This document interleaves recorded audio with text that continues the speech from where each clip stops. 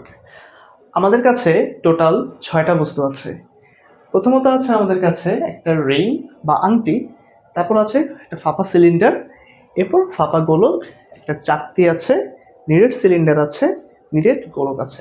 So total 6টা বস্তু আছে আমাদের কাছে, এবং আমরা দেখতে চাই যে একটা সহজ উপায়ে একটা হ্যাক ইউজ করে কিভাবে এই প্রত্যেকটা বস্তুর ক্ষেত্রে আমরা জড়তার ভ্রামক নির্ণয় করতে পারি।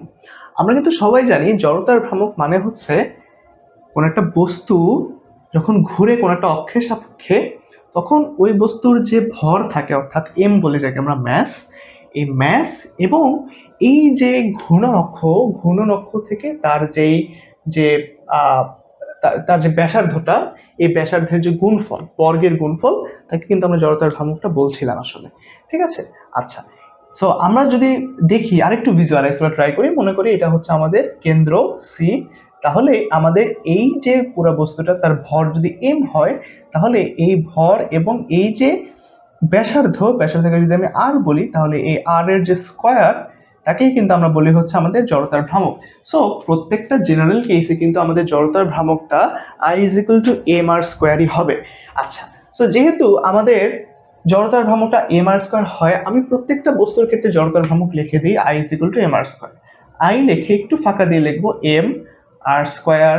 আমি এই বস্তুটার ক্ষেত্রে লিখবো আই ইজ ইকুয়াল টু একটু ফাঁকা দিয়ে এম আর স্কোয়ার।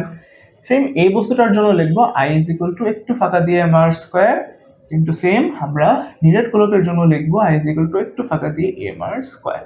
আচ্ছা, সো আমি প্রত্যেকটা বস্তুর জন্য যে I is equal to M R square লিখলাম, এখন আমি এম আর স্কোয়ারকে প্রত্যেকটা ক্ষেত্রে 2 দিয়ে মাল্টিপ্লাই করে দিই। এটা হ্যাক, 2 দিয়ে আমি মাল্টিপ্লাই করে দিলাম, একেও আমি 2 দিয়ে মাল্টিপ্লাই করে দিলাম, একেও 2 দিয়ে মাল্টিপ্লাই করলাম, একেও 2 দিয়ে মাল্টিপ্লাই করলাম। এখন তোমরা বলতে পারো যে ভাইয়া 2 দিয়ে মাল্টিপ্লাই করে তো আপনারা এম আর স্কোয়ারের যে ভ্যালু ছিল সেই ভ্যালুকে আপনারা ইমব্যালেন্স করে ফেলতেছেন। তাহলে সেক্ষেত্রে আমরা কি করতে পারি? সেক্ষেত্রে আমি যে কাজটা করতে পারি, একে আবার 2 দিয়ে ডিভাইড করে দিই, তাহলে 2 এর সাথে 2 ডিভাইড হয়ে কিন্তু 1 হয়, অর্থাৎ আগের এম আর স্কোয়ারে ফেরত আসলো। আচ্ছা, সো এখান থেকে আমরা তাহলে কি পাচ্ছি? I is equal to M R square পেলাম। ওকে, এখন আমরা নেক্সট স্টেপে যখন যাচ্ছি, তখন কি আমরা 2 দিয়ে ভাগ করলাম, নেক্সট স্টেপে দেওয়ার জন্য কি 2 এর সাথে 1 প্লাস হচ্ছে, 1 প্লাস আমি লিখতে পারি হচ্ছে 2/3 এম আর স্কোয়ার। এর সেকেন্ড পার্টে যখন আমরা এখানে যাচ্ছি, তখন 3 ছিল, তাহলে পরের স্টেপে গেলে কি হবে? পরের স্টেপে গেলে 4 দিয়ে ডিভাইড হয়ে যাবে পুরো ব্যাপারটা। 4 দিয়ে যদি ডিভাইড হয়ে যায়, তখন আমি কি লিখবো? 2/4। এর পরের স্টেপে যখন আমি যাব, তখন হয়ে যাবে 2/5। এখন দেখো, আমি যখন এখানে তাহলে কি পাচ্ছি? 2/3 এম আর স্কোয়ার পাচ্ছি, ভাগ তো যাচ্ছে না, এখানে কাটাকাটি গেলে হয় 1/2, অর্থাৎ হাফ এম আর স্কোয়ার, আর এই ক্ষেত্রে আমরা পাচ্ছি হচ্ছে 2/5 এম আর স্কোয়ার। তোমরা চাইলে কিন্তু মিলিয়ে দেখতে পারো, যে কোনো বই বা যে কোনো গুগল রিসোর্সে কিন্তু তোমরা দেখবা যে একটা ফাঁপা গোলকের জন্য কিন্তু আমাদের জড়তার ভ্রামক 2/3 এম আর স্কোয়ার আসে, একটা চাকতির জন্য জড়তার ভ্রামক কিন্তু হাফ এম আর স্কোয়ার আসে, একটা আংটির জন্য জড়তার ভ্রামক কিন্তু I is equal to M R স্কোয়ারই থাকে, নিরেট গোলকের জন্য কিন্তু আমাদের জড়তার ভ্রামক 2/5 এম আর স্কোয়ার থাকে। So this was the hack, যে আমরা প্রত্যেকটা বস্তুকে পাশাপাশি লিখে তাকে 2 দিয়ে মাল্টিপ্লাই করে আবারও ফার্স্টারটাকে 2 দিয়ে ভাগ করে পর্যায়ক্রমে 3, 4, 5 এভাবে করে ডিভাইড করতে পারি। সো এভাবে করে কিন্তু আমাদের বোর্ড পরীক্ষায় এখন পর্যন্ত আসা যে 6টা ডিফারেন্ট শেপের বস্তু, সেই বস্তুর ক্ষেত্রে কিন্তু আমরা জড়তার ভ্রামকটা খুব সহজে এই হ্যাক ইউজ করে বের করে ফেলতে পারি। এর সাথে সাথে আমরা কিন্তু চাইলে আরেকটা কাজও দেখে নিতে পারি, সেটা হচ্ছে যখন এই বস্তুগুলার একটা নির্দিষ্ট দূরত্ব দিয়ে যখন আরেকটা অক্ষ চিন্তা করে, তখন জড়তার ভ্রামক বের করতে বলে।